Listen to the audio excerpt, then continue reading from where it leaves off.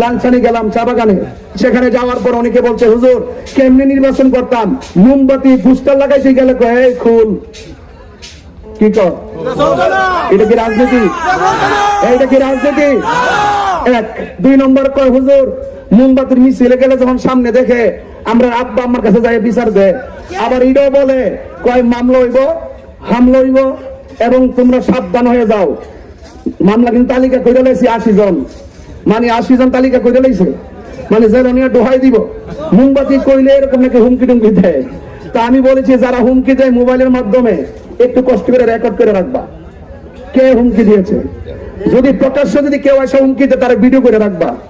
আমি বিভাগীয় নির্বাচন কমিশনের মাধ্যমে প্রশাসনের মাধ্যমে ইনশাল্লাহ যদি জনগণের আকাঙ্ক্ষার নির্বাচনের রুটম্যাপে কেউ ব্যাহত সৃষ্টি করে আমি প্রশাসনের মাধ্যমে তার তাৎপর্য জবাব দিব ইনশাল্লাহ।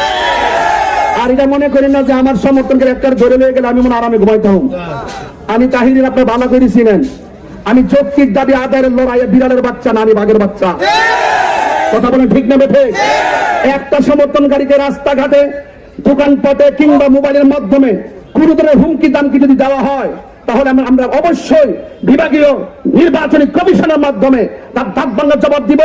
এরপরে যদি আমাদের গাড়ির পরে যদি কেউ যদি কোন জুলুম নির্যাতন করার যদি চেষ্টা করা হয়, এই চুনারঘাট মাধবপুরের সুন্নি জনতা নয়, সারা বাংলাদেশের সুন্নি জনতা, শান্তিপ্রিয় জনতা, নির্বাচনকে নিয়ে যারা স্বপ্ন এঁকেছেন সকলকে নিয়ে তার আধিপত্যবাদের বিরুদ্ধে দাঁত ভাঙা জবাব দেওয়া হবে।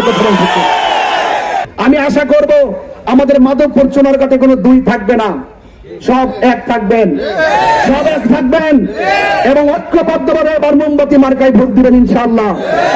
আমরা ক্ষমতায় আসলে যদি আল্লাহ কবুল করেন আপনার দুয়ার সমর্থনের মাধ্যমে মুসলমান মসজিদে যাবে, হিন্দু মন্দিরে যাবে, বৌদ্ধ পেগোড়ায় যাবে, খ্রিস্টান গির্জায় যাবে, যার যার ধর্ম স্বাধীনভাবে পালন করবে এবং প্রত্যেকটা মানুষ ইনসাফ ভিত্তিক কথা বলবে।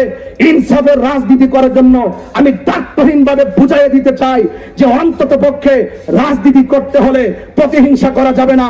আমার জানের যেমন মূল্য আরেকজনের জানের তেমন মূল্য, সেই মূল্যবোধ অন্তরে জাগিয়ে তুলতে হবে। আর এটা কেবল ধর্মীয় মূল্যবোধের মাধ্যমে সম্ভব। কথা বলেন ঠিক না বেঠিক? অনেকে কয় না, অনেকে বলে না শেষ কালাম বলছি মানুষ কষ্ট পাচ্ছে, লাস্টের কথা বলছি। আমি আপনাদের কাছে কথা দিয়ে যাচ্ছি, অনেক জায়গায় গেলে হুজুর আমারে কয় হুজুর রাস্তাটা দেখছেন কিনা, আমি বলেছি আমি বড় বড় আশ্বাস দিব না, আমি শুধু একটা কথাই বলবো যে আপনারা যদি আমাকে নির্বাচিত করেন, আমি বড় বড় এই যে বক্তব্যের মাঠে আমার জীবন আমি অনেক বক্তব্য শুনেছি, যারা নির্বাচন করতে আসে এমন ভাবে কথা বলে দোয়াই তুলসী পাতা, চা শ্রমিকদের কাছে যাইয়া বলে লন্ডন বানাই দিব, এরপরে ব্যবসায়ীদেরকে বলে ঘুমাইবেন আরামে দরজা খুললে, মানে এমন ভাবে কিছু কথা বলে যে এই কথাগুলো শুনলে মনে হয় যেন আল্লাহর ওলি এসে পড়ছে। এগুলো শুনতে শুনতে চা শ্রমিকরা নিয়মিত অস্থির হয়ে গেছে। আমি পরিষ্কার ভাষায় বলতে চাই, আশ্বাস বেশি দিব না, আমি তাহির হুজুর বলে দিয়ে গেলাম, আল্লাহ যদি আমাকে দয়া করে আপনাদের সমর্থন, আপনাদের মহামূল্যবান ভোটে যদি মোমবাতি মার্কায় প্রতীকে ভোট দেওয়ার পরে আল্লাহ যদি চুনারঘাট এবং এই মাধবপুরবাসীর জন্য আমাকে কবুল করে, আমি আবারও বলছি এমন কিছু কাজ করে দিয়ে যাব, এমন কাজ করব, আমার কাছে চাইতে হবে না, রাস্তা চাইতে হবে না, চা শ্রমিকদের সঙ্গে অর্থনীতি বৈষম্য করা হয়েছে এইগুলোর জন্য আমাকে বলতে হবে না। আল্লাহ রহমতে আল্লাহ যদি আমাকে কবুল করে চুনারঘাট মাধবপুরবাসীর জন্য এমন কিছু করে দিয়ে যাব, আপনারাই যেন বলেন যে তাহির হুজুর ব্রাহ্মণবাড়িয়া থেকে আসছিল, এমন কাজ করে গেছে আমাদের স্থানীয় এই কাজ করতে পারে না। আমার ভাইয়েরা আপনারা আমার জন্য দোয়া করবেন। অনেক মানুষের গাড়ি ঘোড়া কষ্ট হয়েছে, আমি আন্তরিক দুঃখিত, আমাকে ক্ষমা করে দিবেন।